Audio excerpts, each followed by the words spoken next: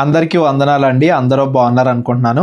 ఇప్పటివరకు మనం రాజుల మొదటి గ్రంథం 1 నుంచి 7 అధ్యాయాలు చదువుకున్నాం. ఈ 7 అధ్యాయాల్లో కూడా దావీదు చనిపోయిన తర్వాత సొలొమోను రాజుగా మారడం, దేవుడు సొలొమోనుకి జ్ఞానాన్ని ఇవ్వడం, సొలొమోను ప్రపంచంలోనే గొప్ప రాజుగా ఎదగడం, దేవుడి దేవాలయాన్ని నిర్మించడం, అది ఎలా నిర్మించాడు ఏంటి ప్రతిదీ కూడా మనం చదువుకుంటూ వచ్చాం. ఆ దేవాలయాన్ని నిర్మించిన తర్వాత ఏం జరుగుతుంది అనే విషయాన్ని ఈరోజు మనం రాజుల మొదటి గ్రంథం 8వ అధ్యాయం నుండి చదువుకుంటూ వెళ్దాం.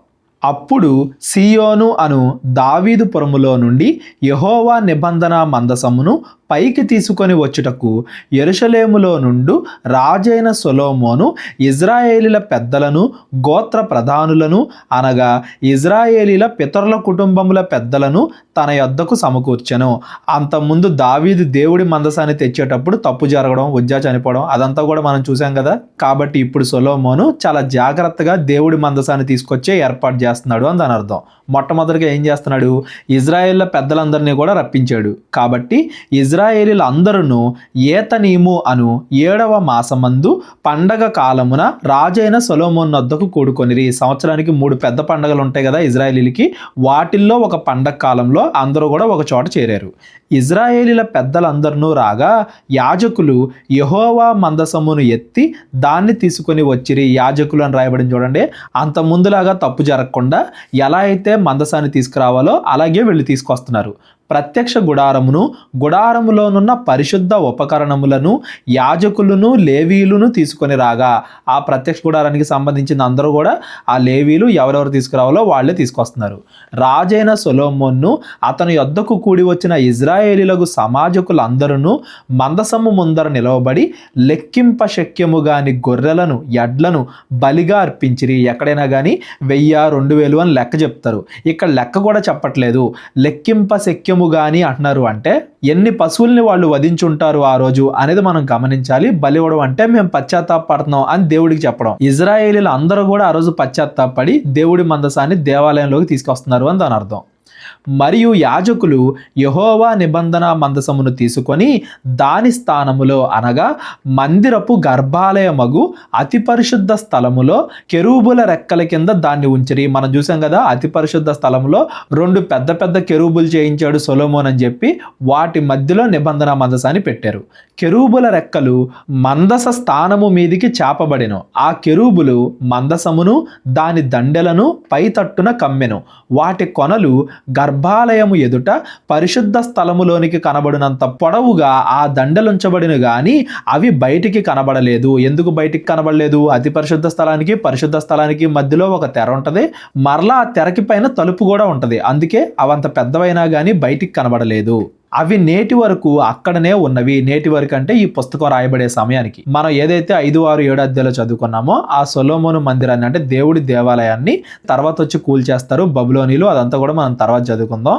ఈ రాజుల గ్రంథం రాయబడే సమయానికి ఆ నిబంధన మందసం అనేది అతి పరిశుద్ధ స్థలంలో కెరూబుల మధ్య ఉంది. ఇజ్రాయేలీలు ఐగుప్తు దేశము నుండి వచ్చినప్పుడు యెహోవా వారితో నిబంధన చేయగా మోషే తాను హేరోబునందు ఆ పలకలను మందసములో ఉంచెను. ఆ మందసంలో ఏమున్నాయి? నిబంధన పలకలు. దేవుడు 10 ఆజ్ఞలు ఇస్తాడు కదా, ఆ దేవుడి ఆజ్ఞలు గల పలకలు ఆ మందసంలో ఉన్నాయి.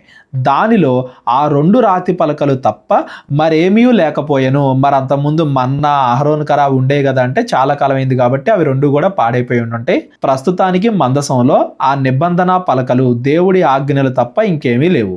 మీరు ఒకసారి గమనిస్తున్నారా? దేవాలయం మొత్తానికి ముఖ్యమైన భాగం అతి పరిశుద్ధ స్థలం. అంత పెద్ద పెద్ద కెరూబులు, వాటి మధ్యలో నిబంధన మందసం, వీటన్నింటి లోపల దేవుడు ఏం పెట్టాడంటే దేవుడి ఆజ్ఞలు పెట్టాడు. అంటే దేవుడి ఆజ్ఞల్ని మనం పాటించడమే దేవుణ్ణి ఆరాధించడం అని అందరికీ తెలియాలి అని దేవుడి ఉద్దేశం. వాక్యమే దేవుడు. ఆ వాక్యాన్ని మనం పాటించడమే దేవుణ్ణి నిజంగా ఆరాధించడం. కాబట్టి ఆ పలకలు, ఆజ్ఞలు గల మందసాన్ని అక్కడ పెట్టారు. యాజకులు పరిశుద్ధ స్థలములో నుండి బయటికి వచ్చినప్పుడు మేఘము యెహోవా మందిరమును నింపెను. కాబట్టి యెహోవా తేజో మహిమ యెహోవా మందిరములో నిండుకొనగా ఆ మేఘమున్న హేతువు చేత యాజకులు సేవ చేయుటకు నిలువలేకపోయిరి. మనం నిర్గమకాండంలో కూడా ఇలాగే చదువుకున్నాం కదా.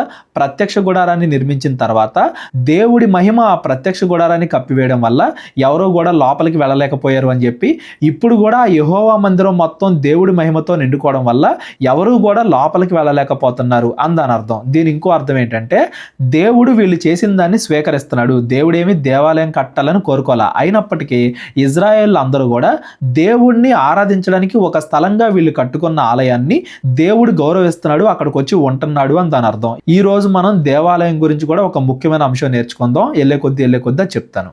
సొలొమోను దాన్ని చూచి గాఢాంధకారమందు నివాసము చేయుదును అని యెహోవా సెలవిచ్చి ఉన్నాడు. నీవు నివాసము చేయుటకు నేను మందిరము కట్టించి ఉన్నాను.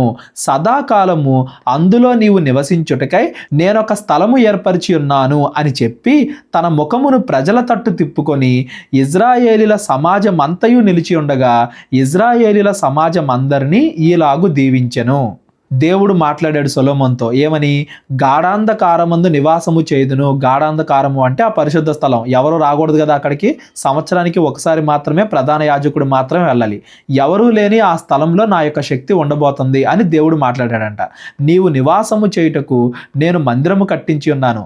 సదాకాలము అందులో నీవు నివసించుటకై నేను ఒక స్థలము ఏర్పరిచి ఉన్నాను అని దేవుడితో చెప్పి, అంటే మందిరం పూర్తయింది అని దేవుడితో మాట్లాడిన తర్వాత ప్రజల వైపు తిరిగి ప్రజలందరినీ కూడా దీవిస్తున్నాడు. ఏమని? నా తండ్రి అయిన దావీదునకు మాట ఇచ్చి దాన్ని నెరవేర్చిన ఇజ్రాయేలీల దేవుడైన యెహోవాకు స్తోత్రము కలిగి ఉండును గాక. ఏదో నా వల్లే సాధ్యమైంది, నా జ్ఞానం వల్లే సాధ్యమైంది అన్నట్టుగా కాకుండా దేవుడు నా తండ్రి అయిన దావీదుకి ఇచ్చాడు ఈ వాగ్దానం, నా ద్వారా పరిపూర్ణం చేశాడు, దేవుడే పరిపూర్ణం చేసుకున్నాడు, దేవుడు లేకపోతే ఇది అయ్యేది కాదు అని కృతజ్ఞత చూపిస్తున్నాడు. నేను ఇజ్రాయేలీలకు నా జనులను ఐగుప్తులో నుండి రప్పించిన నాట నుండి నా నామము దాని యందుండునట్లుగా ఇజ్రాయేలీల గోత్ర స్థానములలో ఏ పట్టణములోనైనను మందిరము కట్టించుటకు నేను కోరలేదు గాని ఇజ్రాయేలీలకు నా జనుల మీద దావీదును ఉంచుటకు నేను కోరి ఉన్నాను అని ఆయన సెలవిచ్చాను. దేవుడు ఏం చెప్తున్నాడంటే, దేవుడు కోరుకోలేదు మందిరాన్ని కట్టమని, కాకపోతే ఇజ్రాయేలీల మీదకి రాజుగా దేవుడు దావీదుని ఎంచుకున్నాడు. ఆ దావీదు కోరుకున్నాడు దేవుడికి దేవాలయం కట్టాలి అని.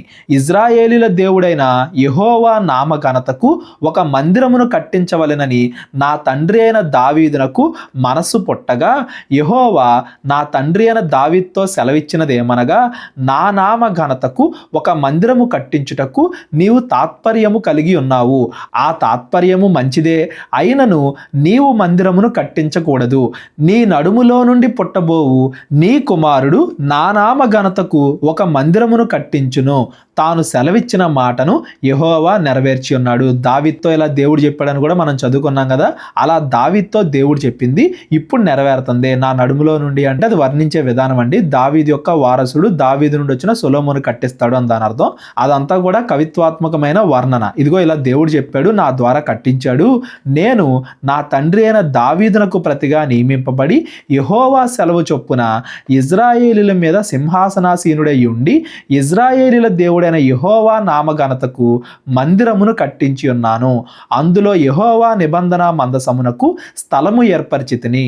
ఐగుప్తు దేశములో నుండి ఆయన మన పితరులను రప్పించినప్పుడు ఆయన చేసిన నిబంధన అందులోనే ఉంది. అంటే ఇక్కడ నుండి ఏదో కొత్త దేవాలయం అన్నట్టుగా కాకుండా ఆల్రెడీ ఇజ్రాయేలీలు ఐగుప్తులో నుండి బయటకు వచ్చినప్పుడు దేవుడు ఏదైతే నిబంధన మందసాన్ని చేయించాడో అదే తీసుకొచ్చి ఇక్కడ పెడతం ద్వారా దానికి ఎక్స్టెన్షనే ఈ దేవాలయం, అంతేగాని కొత్తది కాదు అన్నట్టుగా. దేవుడు స్టార్టింగ్ నుండి మనల్ని కాపాడుతానే వస్తున్నాడు. ఏదో దేవాలయం నిర్మించిన దగ్గర నుండే అన్నట్టుగా కాకుండా అనే ఉద్దేశాన్ని సొలొమోను వాళ్ళందరికీ కూడా తెలియజేస్తున్నాడు. దావీదు చేత ఎందుకు కట్టించలేదు దేవాలయం, సొలొమోను చేత మాత్రమే ఎందుకు కట్టించాడు అనేది కూడా మనం ముందు మాట్లాడుకున్నాం. దావీదు చాలా యుద్ధాలు చేస్తూ ఉన్నాడు, చాలా మందిని చంపుతూ ఉన్నాడు. ఆ చేతుల మీదుగా దేవాలయం నిర్మింపబడితే దేవాలయం అనే పదంలో ఉండే భావాన్ని మర్చిపోతారు జనాలు.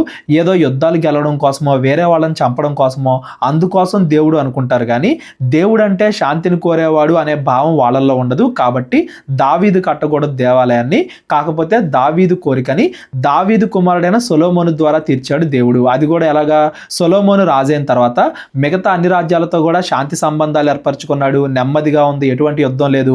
ఇంటర్నల్గా కూడా అంతర్యుద్ధం జరిగించే వాళ్ళు లేరు, బయట నుంచి వచ్చి యుద్ధం చేసేవాళ్ళు లేరు. కాబట్టి ప్రశాంతమైన వాతావరణంలో ప్రజలకు కూడా ఆర్థికంగా, ఆరోగ్యపరంగా, అన్నిటి ప్రకారంగా ప్రజలకు కూడా అన్ని వసతులు ఉన్న సమయంలో ఆఖరికి ఆ దేవాలయం కట్టేటప్పుడు కూడా అక్కడ శబ్దం రాకుండా ఎక్కడో ఆ రాళ్ళని వాటన్నిటిని కూడా సిద్ధపరిచి దేవాలయం దగ్గర తీసుకొచ్చి శబ్దం రాకుండా ఇక్కడ కడతాం. ఇవన్నీ కూడా దేవుడు మనలందరినీ కూడా శాంతిగా, ప్రశాంతంగా ఉంచుతాడు, మనం ఆయన ఆజ్ఞలను గైకొంటే ఆశీర్వదిస్తాడు అనే ఉద్దేశం అందరికీ తెలియడానికి సొలొమోను ద్వారా దేవుడు దేవాలయాన్ని కట్టించాడు. దేవాలయం అంటే దేవుడి ఆజ్ఞలను పాటించాలి అని గుర్తు తెచ్చుకోవడం. అందుకోసమే నిబంధన మందసాన్ని కూడా అక్కడ అతి పరిశుద్ధ స్థలంలో పెట్టించారు. ఇజ్రాయేలీల సమాజకులు అందరూ చూచుచుండగా సొలొమోను యెహోవా బలిపీఠం ఎదుట నిలవబడి ఆకాశము తట్టు చేతులెత్తి ఇట్లా, నేను బైబిల్లోనే ఇది చాలా పెద్ద ప్రార్థన అండి, మనం చదువుకుంటూ వెళ్దాం.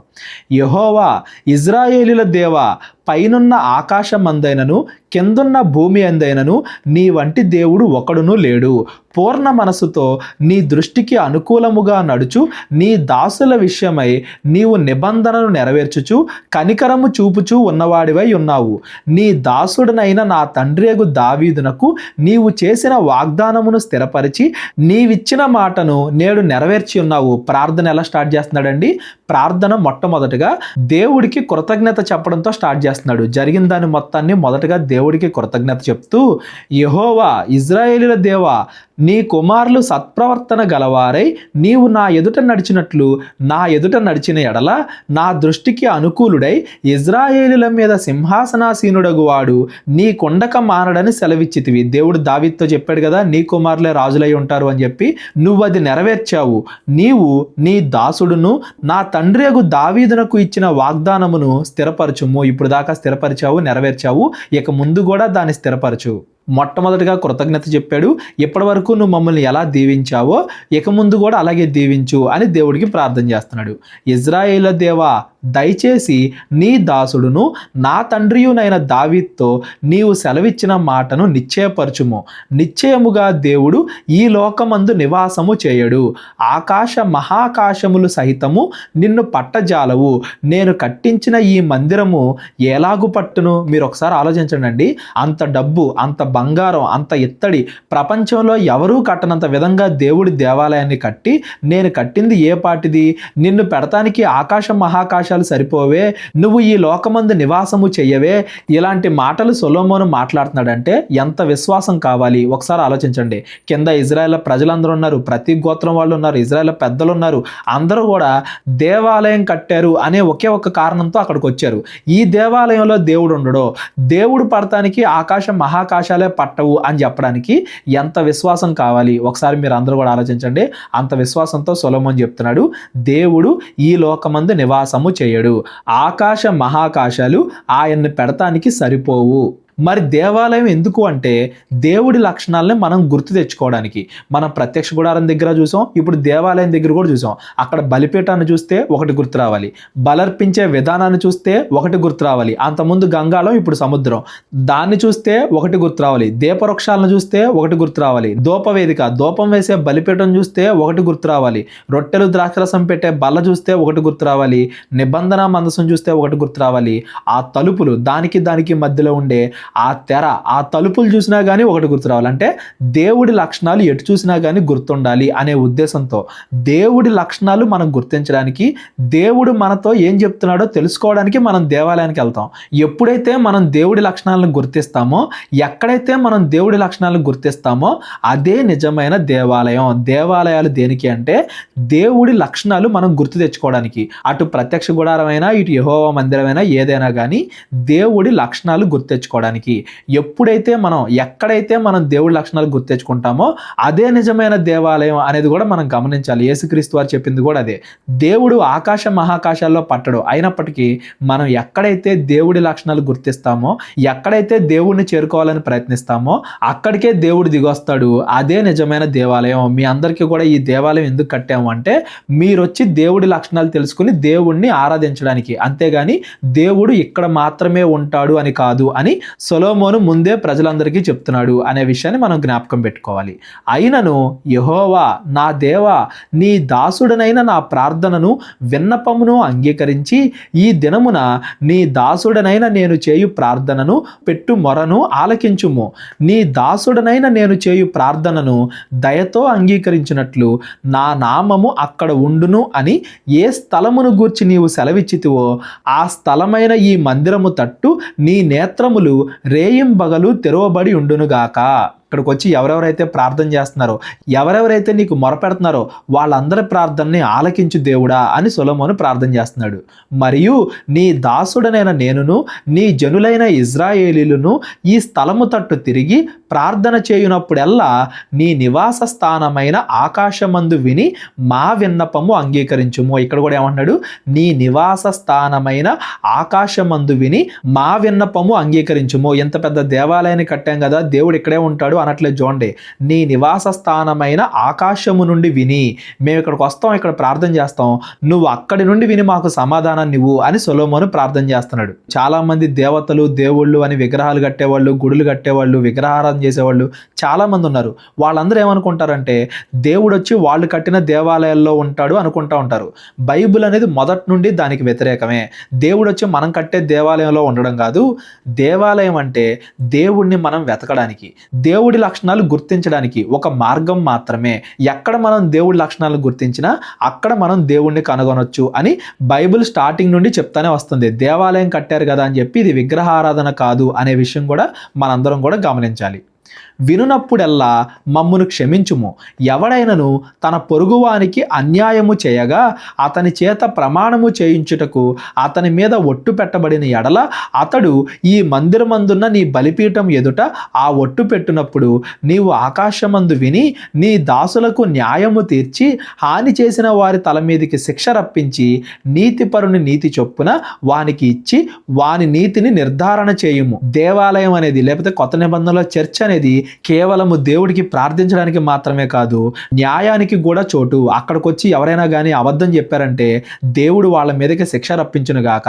ఎవరైతే మంచి వాళ్ళు ఉంటారో దేవుడు వాళ్ళ నీతిని నిర్ధారణ చేయునుగాక, నువ్వే తీర్పు తెచ్చు అని దేవుడికి ప్రార్థన చేస్తున్నాడు.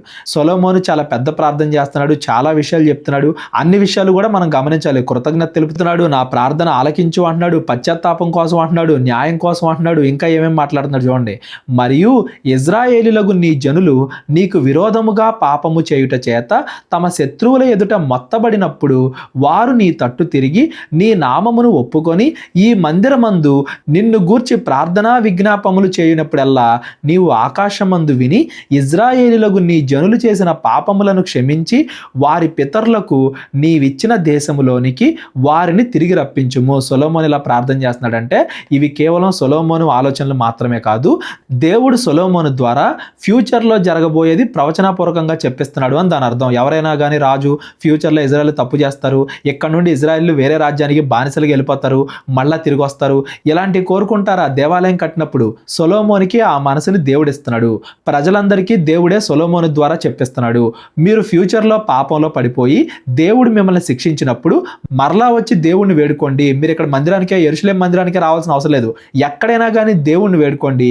మీరు అలా వేడుకోవడాన్ని బట్టి, పశ్చాత్తాపడ్డాన్ని బట్టి దేవుడు మిమ్మల్ని క్షమించి మరలా ఈ దేశానికి మిమ్మల్ని రప్పిస్తాడు. మీరు ఇక్కడ నుండి దూరం అయ్యారు కాబట్టి దేవుడు మీ ప్రార్థన వినడు అని కాదు, ఆకాశమందు ఉంటాడు ఆయన, ఎక్కడి నుండి మీరు ప్రార్థన చేసినా కానీ ఆయన వింటాడు అని సొలొమోను ముందే ప్రవచనాపూర్వకంగా ఇజ్రాయెల్ అందరినీ కూడా హెచ్చరిస్తున్నాడు.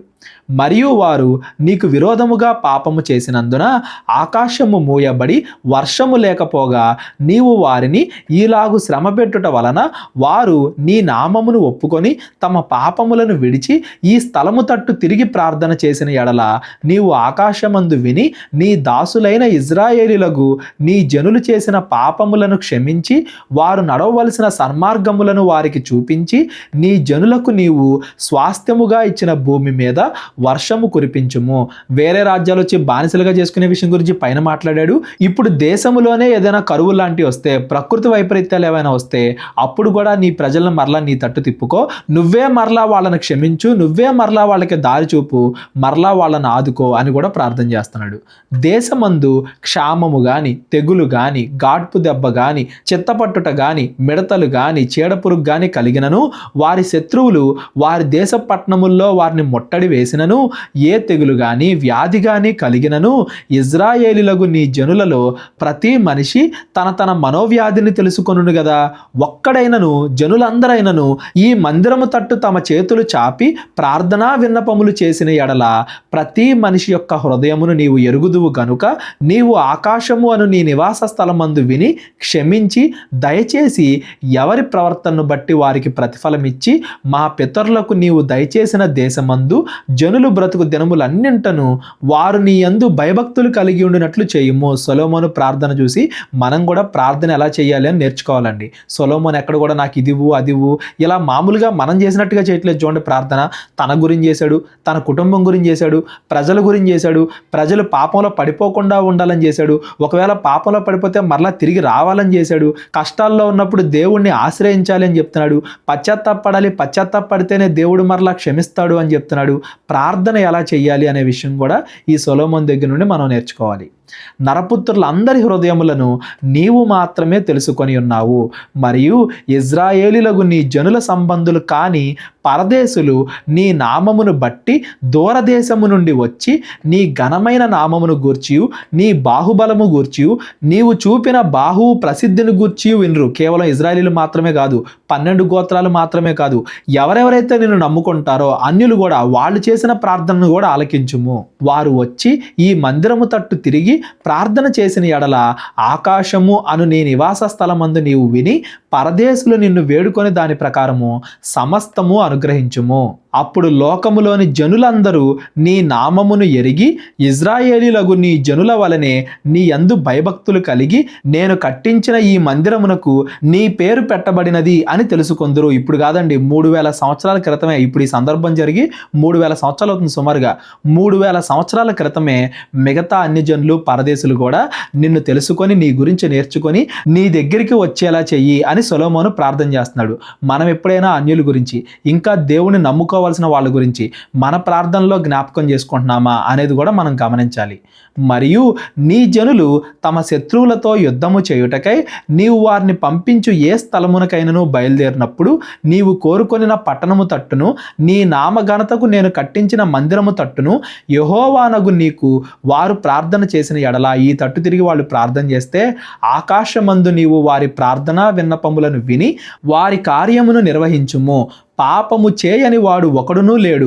వారు నీకు విరోధముగా పాపము చేసిన ఎడలనేమి నీవు వారి మీద కోపగించుకొని వారిని శత్రువుల చేతికి అప్పగించిన ఎడలనేమి, వారు వీరిని దూరమైనట్టు గాని దగ్గరైనట్టు గాని ఆ శత్రువుల దేశములోనికి చెరగా కొనుపోబడినప్పుడు వారు చెరగా కొనుపోబడిన దేశమందు తాము చేసిన దానిని మనస్సునకు తెచ్చుకొని మేము దుర్మార్గులమే ప్రవర్తించి పాపము చేసితిమి అని చెప్పి తమ్మును చెరగా కొనిపోయిన వారి దేశమందు చింతించి పశ్చాత్తాపడి నీకు విన్నపము చేసిన ఎడల తమ్మును చెరగా కొనిపోయిన వారి యొక్క దేశమందు పూర్ణ హృదయముతోనూ పూర్ణ ఆత్మతోనూ వారు నీ తట్టు తిరిగి నీవు వారి పితరులకు దయచేసిన దేశము తట్టును నీవు కోరుకొనిన పట్టణము తట్టును నీ నామఘనతకు నేను కట్టించిన మందిరము తట్టును నిన్ను గూర్చి ప్రార్థన చేసిన ఎడల ఆకాశము అను నీ నివాస స్థలమందు నీవు వారి ప్రార్థనా విన్నపములను విని వారి వారి కార్యమును నిర్వహించి నీకు విరోధముగా పాపం చేసిన నీ జనులు ఏ తప్పుల చేత నీ విషయమై అపరాధులైతిరో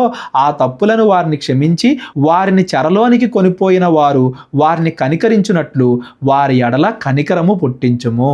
ఎప్పుడైనా కానీ మిమ్మల్ని వేరే శత్రువులు వచ్చి బానిసలుగా చేసుకుంటే ఏదో వాళ్ళు గొప్పోళ్ళు అని మీరు ఆలోచించమాకండి. మేం చేసిన పాపం వల్లే మాకు ఇది వచ్చింది అని మీరు అందరూ ఆలోచించండి అని ఒక పక్కన ప్రజలను గద్దిస్తున్నాడు. ఫ్యూచర్లో జరగబోయేది ప్రవచనాత్మకంగా చెప్తున్నాడు. ఫస్ట్లో చెప్పాడు, మరలా ఇక్కడ రెండోసారి కూడా చెప్తున్నాడు. ఎట్లా అయినా కానీ మమ్మల్ని మంచిగానే చూడు, మేము ఎన్ని పాపాలు చేసినా కానీ అనట్లా సొలొమోను. మేము పాపాలు చేస్తే మరలా పశ్చాత్తాపడినప్పుడు మాత్రమే మమ్మల్ని క్షమించు, మేము పశ్చాత్తాపడేలాగా మాకు హృదయాన్ని ఇవ్వు, అందరినీ కూడా మళ్ళీ వెనక్కి తీసుకురా. ఇలా చేస్తున్నాడండి ప్రార్థన. ఇది నిజమైన ప్రార్థన అంటే. ముందు మన మనసు మార్చుకోకుండా, మన బిహేవియర్ మార్చుకోకుండా, మనం దేవుడి గురించి నేర్చుకోకుండా, దేవుడి గురించి ఆలోచించకుండా, మనం రోజు ఎలా బ్రతుకుతామో అలాగే బ్రతుకుతూ పాపంలోనే ఉంటూ ప్రభువా మమ్మల్ని దీవించు, ఆశీర్వదించు అని మనం వేడుకుంటున్నాము అంటే అది నిజమైన ప్రార్థన కాదు. ముందు మన జీవితాన్ని మార్చుకుంటూ, ముందు మన మనసును మార్చుకుంటూ మనం ఎప్పుడైతే దేవుణ్ణి ప్రార్థిస్తామో అప్పుడు మాత్రమే ఆ ప్రార్థనకి ఫలితం ఉంటుంది అనే విషయాన్ని కూడా ఈ సొలొమోను ప్రార్థనను బట్టి మనం నేర్చుకోవాలి. వారు ఐగుప్తు దేశములో నుండి ఆ ఇనప కొలిమిలో నుండి నీవు రప్పించిన నీ జనులను నీ స్వాస్థ్యమునై ఉన్నారు. కాబట్టి నీ దాసుడనైన నేను చేయు విన్నపము మీదను ఇజ్రాయేలీలకు నీ జనులు చేయు విన్నపము మీదను దృష్టి ఉంచి వారు ఏ విషయములందు నిన్ను వేడుకొందురో ఆయా విషయములందు వారి విన్నపములను ఆలకించుము. చివరిలో క్లోజింగ్ ఎలా చేస్తున్నాడంటే ఇంకా చాలా ఉంటాయి. వాళ్ళు ఏ కారణంలో నిన్ను ప్రార్థిస్తారో ఆ కారణాన్ని విను, నీ చిత్తానుసారంగా వారికి అది దయచేయి అని అడుగుతున్నాడు. ప్రభువా యెహోవా, నీవు మా పితరులను ఐగుప్తులో నుండి రప్పించినప్పుడు నీవు నీ దాసుడనైన మోషే ద్వారా ప్రమాణం ఇచ్చినట్లు నీ స్వాస్థ్యమగునట్లుగా లోకమందున్న జనులందరిలో నుండి వారిని ప్రత్యేకించితివి కదా.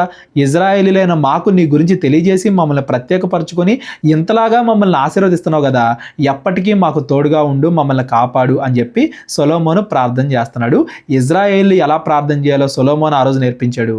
నేటి క్రైస్తవులు కూడా ఎలా ప్రార్థన చేయాలి అనేది సొలొమోను నేర్పిస్తున్నాడు. క్రైస్తవులు వాళ్ళ గురించి ప్రార్థన చేయాలి, వాళ్ళ కుటుంబం గురించి ప్రార్థన చేయాలి, క్రైస్తవులు అందరి గురించి ప్రార్థన చేయాలి, క్రైస్తవులుగా ఉండి తప్పిపోయిన వాళ్ళ గురించి ప్రార్థన చేయాలి, అన్యుల గురించి ప్రార్థన చేయాలి, కష్టాల గురించి ప్రార్థన చేయాలి, అన్నింటి గురించి చెయ్యాలి అనే విషయాన్ని ఈ సొలొమోను ప్రార్థన ద్వారా మనం గమనించాలి. గుర్తుందా? ఇక్కడ ఇజ్రాయెల్ పెద్దలు, ఇజ్రాయెల్ ప్రజలు, మొత్తం ఇజ్రాయెల్ దేశం మొత్తం వచ్చింది ఆ దేవాలయం చూడడానికి, ఆ దేవాలయం ఓపెనింగ్ చూడడానికి.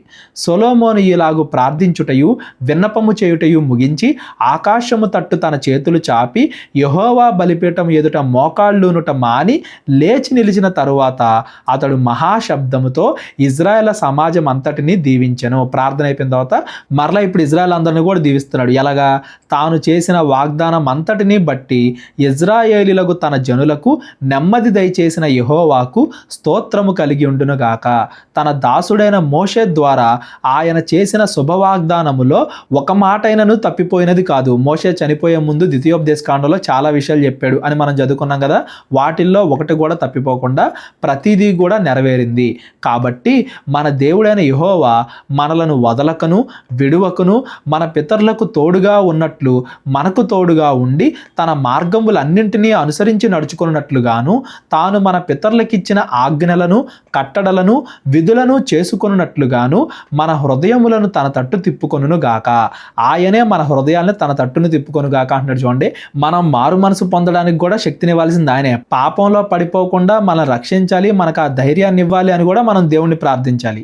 ఆయన తన దాసుడైన నా కార్యమును ఇజ్రాయేలీలకు తన జనుల కార్యమును అవసరము చొప్పున ఎల్లప్పుడూ నిర్వహించున్నట్లుగా నేను యెహోవా ఎదుట విన్నపము చేసిన ఈ మాటలు రేయింబవలు మన దేవుడైన యెహోవా సన్నిధిని ఉండును గాక.